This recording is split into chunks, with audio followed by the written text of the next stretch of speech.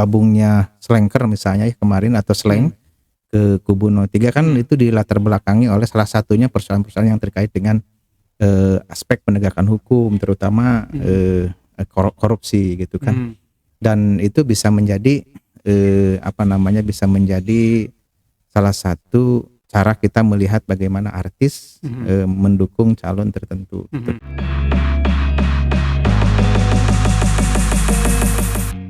Halo, berjumpa lagi di Sabulang Bentor.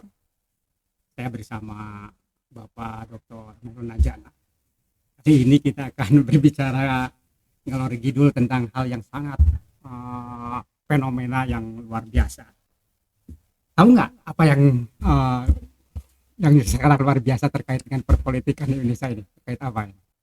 Kalau sekarang fenomenanya kan lagi rame tentang pesohor ya. Betul. Pesohor yang Iya. masuk ke calon presiden baik di kubu 01, 02 atau 03. Iya. Nah, yang terakhir yang sangat menarik itu kan ada semacam perpindahan dukungan dari Slanker pendukungnya ke tadinya dia adalah para Slang atau yang kemudian diikuti oleh Slanker itu mendukung dari 2014 kemudian 2019 mendukung Bapak Jokowi. Ya. Namun sekarang ada perpindahan deklarasi kepada dukungannya kepada 03. Ini tanggapannya menurut Anda gimana ini? Ya sebenarnya kan kalau kita lihat dukungan-dukungan yang diberikan oleh para pesohor artis ya di tingkat nasional seperti Slang itu sebenarnya kan berharap pasangan tertentu misalnya kubu 03 terutama itu bisa memberikan pengaruh kepada pemilih yang ada di Indonesia gitu kan. Dan kalau kita lihat Slang ini kan punya pendukung yang cukup fanatik gitu kan. Betul. Bahkan di beberapa daerah juga mereka mengorganisir apa yang disebut dengan Slanker itu gitu ya. Dan saya pikir ini juga paling tidak bisa memberikan pengaruh dan efeknya nanti kita saksikan nanti di TPS apakah memang pengaruh slang itu ya akan bisa dikapitalisasi atau bisa dikonversi menjadi suara yang dibuktikan nanti di TPS gitu kan. Ya. Selain Slang ya yang sudah pindah ke 03. Kalau untuk dua pasangan lainnya, Anda melihat nggak siapa sih para pesohor yang mendukung 01 lalu mendukung 03 gitu, 2 gitu. Iya, kalau 01 sebenarnya kan banyak juga didukung oleh para artis ibu kota yang cukup terkenal seperti Ramzy juga memang itu ada di balik Amin ya, pasangan 01. Kemudian juga ada Narji, meskipun memang Narji sebenarnya kan udah lama ya bergabung di kubu 01, tetapi dia menjadi bagian caleg ya dari PKS gitu itu Narji. Lalu kemudian ada juga beberapa pesohor seperti Yetus Tommy juga itu di menjadi bagian dari 01. Sebenarnya kan ini tadi saya melihat fenomena dukungan dari para pesohor ini paling tidak tadi bisa memberikan efek kepada masyarakat. Kemudian juga di kubu 02 itu juga banyak didukung oleh para pesohor seperti Ahmad Dhani, kemudian juga yang lainnya atau Mulan Jamila juga kan itu menjadi para pesohor yang ada di balik 02. Dan secara keseluruhan sebenarnya baik 01, 02, 03 itu memiliki artis-artis yang keren-keren gitu kan. Keren-keren. Dan tadi ya artis ini kan bisa jadi menjadi magnet untuk mengajak masyarakat, untuk membujuk masyarakat untuk mendukung pasangan tertentu gitu. Ya. Menurut pendapat Anda, apakah dukungan para pesohor kepada pasangan calon itu didatar belakangi dasar dalam tanda petik kepentingan atau memang murni karena mereka secara pribadi memilih pasangan calon atau dukungan kepada pasangan calon itu murni karena misalkan ada semacam harapan terkait dengan demokratisasi, harapan terkait dengan hilangnya KKN. Nah, yang menggejala saat ini kira-kira yang mana itu?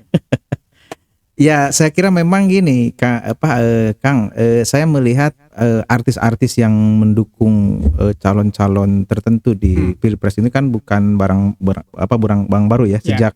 Sejak dulu juga ketika Pilpres, misalnya tahun 2004, 2009, 2014, 2019 juga banyak para pesohor yang masuk ke calon-calon tertentu gitu kan. Tetapi tentu motif atau tujuannya kita lihat aja ke ke visi misi yang ada di calon capresnya itu. Kalau misalnya di kubu 01 misalnya ingin ada perubahan, kemudian ingin menegakkan hukum dan lain sebagainya, pasti visi misinya lah ke sana gitu kan. Lalu kemudian yang kedua misalnya ke kubu 02 lebih kepada melanjutkan apa yang dilakukan oleh Pak Jokowi selama ini. Meskipun juga kita tidak tahu misalnya apakah memang para pesohor itu masuk ke dalam kubu tertentu itu memiliki visi ingin memperbaiki negara, memperbaiki keadaan bangsa ini gitu kan. Nah itu perlu ada studi yang lebih lanjut gitu. Nah, tapi kalau saya melihat secara umum misalnya tadi kalau saya sih menekankan pada aspek bagaimana kubu-kubu yang 01, 02, 03 itu lebih kepada aspek visi misi. Visi misinya seperti apa? Misalnya kalau gabungnya Slanker misalnya kemarin atau Slang ke kubu 03 kan itu dilatar belakangi oleh salah satunya persoalan-persoalan yang terkait dengan aspek penegakan hukum terutama korupsi gitu kan. Dan itu bisa menjadi bisa menjadi salah satu cara kita melihat bagaimana artis mendukung calon tertentu. Seperti itu kan. Ya. Bisa nggak kita mengambil semacam suatu, Anda sebagai seorang akademisi mengambil suatu kesimpulan terhadap motif yang dilakukan oleh mereka. Misalkan seperti begini, kita kenal Iwan Fals juga memiliki banyak pengikut. Ya, apa tuh namanya tuh? Oh ya, apa ya? Ya, orang Indonesia ya. Nah, terus tadi Slang dengan slankernya. Nah, bisa nggak kita melihat bahwa karya yang mereka buat itu baik oleh Slanker, buat oleh Slang maupun oleh Iwan Fals, itu adalah sebenarnya memiliki semacam karya itu kritik sosial misalnya. Ya. Nah dengan demikian ya bahwa memang motif para pesohor itu berbeda-beda. Kalau yang para penyanyi yang karya-karyanya hanya tentang cinta-cinta jauh daripada perpolitikan yang mengkritik sosial di Indonesia, tentunya memang agak bingung kita bisa mengambil suatu kesimpulan. Tapi kalau Iwan Fals, kalau Slang itu kan banyak karya-karyanya yang misalkan terutama Iwan Fals yang mengkritisi berbagai persoalan sosial di Indonesia. Nah, dengan cara demikian justru motif baik Slang maupun motif Iwan Fals memang lebih kepada dukungannya itu berdasarkan motif ingin negara Indonesia lebih baik, demokratisasi lebih berjalan dengan baik, KKN dan korupsi hilang sedemikian rupa. Karena juga di dalam deklarasi kemarin yang disampaikan oleh Andi, dia menyatakan bahwa memang bergabungnya dan dia meninggalkan jabatan komisaris di PT Telkomsel itu adalah karena memang dia ingin Indonesia kedepannya lebih baik, anti KKN dan sebagainya. Silakan. Ya kalau dilihat dari karya-karya yang memang misalnya kalau Iwan Fals misalnya ya, kita melihat memang ini artis punya karya yang sangat dahsyat ya. Tidak hanya konteks hari ini, dulu juga terutama zaman Orde Baru ya, Soeharto dulu, Iwan Fals punya karya-karya yang sangat tajam juga mengkritik bagaimana persoalan pemerintah, persoalan korupsi, persoalan diktatorianisme dan lain sebagainya gitu kan. Dan saya melihat dari konteks apa yang dicurahkan oleh Iwan Fals misalnya dengan pikiran-pikiran yang sangat dahsyat di karyanya itu, paling tidak itu sebenarnya arah visinya akan terlihat gitu Kang. Akan terlihat oh ini karya saya, pasti nanti arah dari sisi pilihan politik dia juga akan mendekati menjadi karya itu. Misalnya kalau selama ini misalnya dia mengkritik pemerintah, ingin ada perubahan. Nah, kita melihat akan ke situ gitu kan, ke pasangan tertentu gitu. Jadi bergabungnya Slang dengan 03 berarti 03 di mata di mata Slang itu lebih baik gitu kan terhadap persoalan Ya, saya melihat gini, demokratisasi. ya itu bisa dipersepsi ya, dipersepsi seperti itu. Misalnya ketika bergabungnya Slank ke pasangan 03 gitu kan, karena di antara calon yang ada, misalnya 1, 2, 3, persepsi, mungkin dalam tanda petik Iya, ya, persepsi dari Slank misalnya yang paling bagus dari sisi penegakan hukum, karena di situ ada Prof Mahfud gitu ya. iya. Lah, ya dia persepsi gabung dengan 03 gitu kan. Tapi mungkin juga berbeda misalnya dengan alasan ketika Ahmad Dhani misalnya mendukung 02, 02. lain lagi persoalannya gitu. Kira-kira apa itu motifnya? Kalau Ahmad Dhani kan sebenarnya kan bukan barang baru gitu ya, bukan orang baru misalnya mendukung Prabowo sejak tahun 2019 juga dia sudah gabung, bahkan istrinya juga kan menjadi anggota legislatif ya DPR RI daerah kita di sini, daerah Tasik Garut. Gitu kan. Artinya tidak hanya persoalan dia punya visi tentang Prabowo terhadap tertentu gitu kan, visi tertentu gitu kan, tapi juga dia menjadi bagian tak terpisahkan dari pengurus, bahkan juga bisa jadi orang dalam dari Prabowo itu sendiri gitu. Saya melihat ke arah sebenarnya kalau karya-karya Dhani ya sebenarnya kan lebih ke ada juga sih beberapa cinta-cinta gitu kan, tapi ada juga beberapa kritik-kritik sosial gitu kan. Tapi saya melihat ekspresi Dhani ya ketika mengambil sikap politik ya ke Prabowo, karena memang saya melihat ada kemiripan juga sebenarnya dari sisi strong leadershipnya, misalnya kan Dhani lebih ke situ gitu kan. Dia memilih pemimpin yang dalam tanda petik misalnya dianggap tegas, dipersepsi punya power gitu kan, seperti itu. Meskipun juga dari sisi tadi misalnya seperti apa yang dibangun oleh Slanker misalnya berbeda sebenarnya kan gitu kan, setiap artis juga berbeda gitu. Jadi dengan demikian kita tidak bisa menyamaratakan bahwa pesohor masuk kepada pasangan calon tertentu itu bisa dijadikan pegangan oleh masyarakat ya. Jadi karena dari motif dan dari karya-karya si pesohor sendiri itu memang pertama ada yang tidak bisa kita ambil suatu kesimpulan mencerminkan apa orang yang bersangkutan atau kelompoknya itu terkait dengan karyanya, karena misalkan jauh dari dari persoalan-persoalan sosial yang ada di masyarakatnya. Iya sebenarnya kan gini, kalau saya melihat artis-artis yang tadi punya karya yang bombastis lah saya bilang, kayak model Slank itu kan bukan artis yang cukup lama ya di Indonesia, bahkan juga banyak pengikutnya. Ahmad Dhani juga sama seperti itu. Kemudian juga di 01 kabarnya juga kemarin ada informasi bahwa di 01 itu didukung juga oleh Raja Dangdut kan? Siapa itu? Raja Dangdut ya, katanya dalam tanda petik informasi yang saya dapat itu. Siapa itu? Ya Raja Dangdut ya Bung Haji gitu kan.